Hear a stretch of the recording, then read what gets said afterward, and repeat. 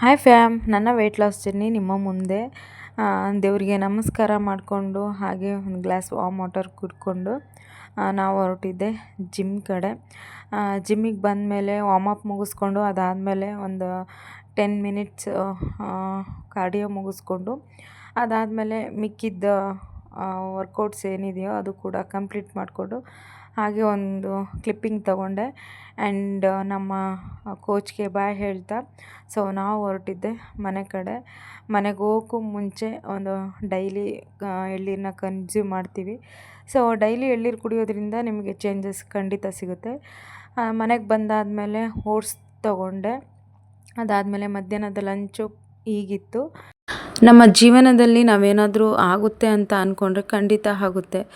ನನ್ನ ಕೈಲಿಂದ ಏನೂ ಆಗೋದೇ ಇಲ್ಲ ಅಂತ ನಾವೇ ಅಂದ್ಕೊಂಡ್ರೆ ಖಂಡಿತ ಆಗೋದಿಲ್ಲ. ನಿಮ್ಮ ಯೋಚನೆಗಳೇ ನಿಮ್ಮ ಜೀವನ. B positive. ಇಷ್ಟು ಹೇಳ್ತಾ ಮತ್ತೆ ಸಿಗುವ.